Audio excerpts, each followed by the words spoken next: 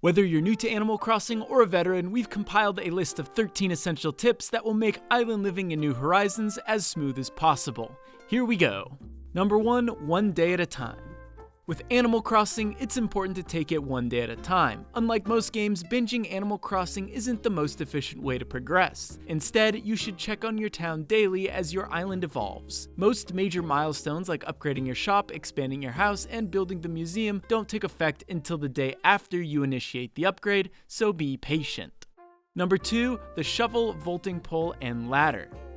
If you've played Animal Crossing before, you might be wondering where you can get a shovel. Fear not, there are certain tools you won't be able to get until day 2. Once you've donated 5 bugs or fish to Tom Nook, Blathers will set up a tent on your island.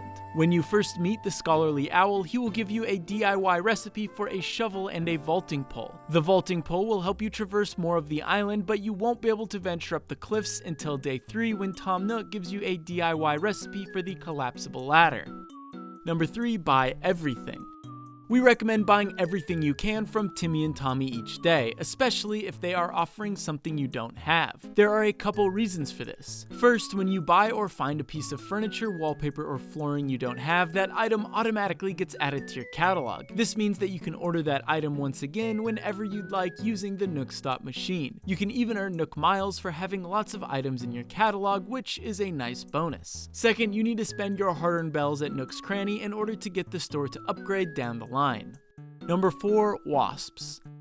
Shaking trees may seem like a harmless way to spend your time in Animal Crossing New Horizons, but occasionally you will disturb a wasp's nest. The first time a wasp stings you, your eye will get swollen. The second time, you will pass out. We recommend shaking trees with a net equipped. That way, if you rattle a nest or two, you can quickly catch the swarm before you get stung. If protecting your face wasn't a good enough reason to catch a wasp, you can also sell them for 2,500 bells each. Number 5, eat fruit.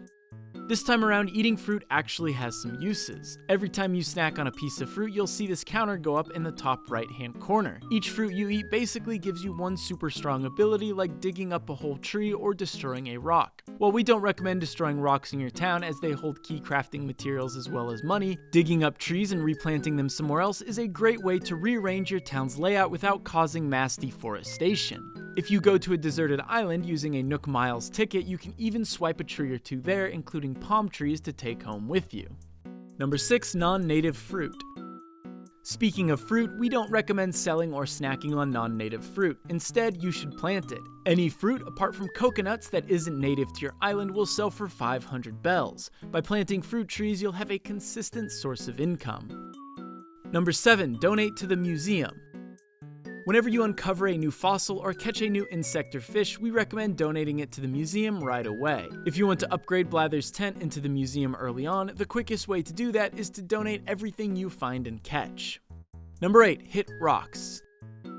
It sounds weird, but you can hit rocks with an axe or a shovel to get resources out of them. There's also one random rock each day that will eject money when you hit it. So we recommend hitting all your rocks each day to stock up on resources and to get some extra cash. You need to hit rocks in quick succession to get everything out of them, so dig 2 holes behind you to brace yourself from the recoil so you don't have to readjust your position and waste time.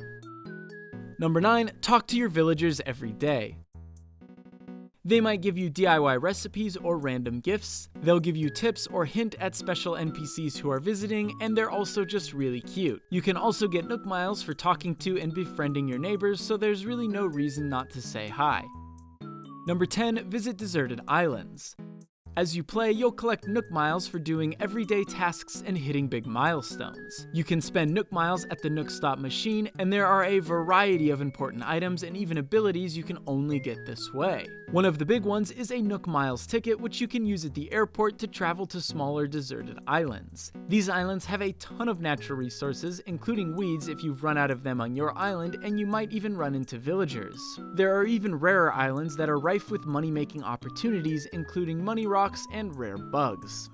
Number 11, visit other people's islands. You'll also want to head to the airport from time to time to visit your friends' islands. You can sell your island's fruit in your friend's store provided they have a different fruit, and you can increase your chance of money making in the turnip trade by checking your friend's turnip prices. Plus, you get Nook Miles for visiting and hosting other players. Number 12, how to crossbreed flowers. There are some insects that only appear around hybrid flowers like the peacock butterfly, so you'll want to grow some as soon as you can. If you're lucky, you might find some on a deserted island, but they're not too hard to grow either. Plant 2 flowers of the same kind next to each other and water them, and you'll have a chance of finding a new flower the next day. For example, 2 red tulips can make black tulips, while red and yellow tulips make orange tulips, and red and white tulips make pink tulips. Experiment with different color combos to see what rare flowers you get. Number 13, tarantulas. Depending on what hemisphere you're in, you may have encountered a few tarantulas by now. They can be a bit intimidating, but if you manage to catch one, it sells for an easy 8,000 bells. In order to catch one of these spiders, you'll need to ready your net and creep up to it. If it rears up at you, freeze. When it relaxes, you can inch closer until you are close enough to swing your net. If you just picked up Animal Crossing, be sure to check out our Day 1 guide and money-making tips video on GameSpot.com and YouTube. Thank you so much for watching.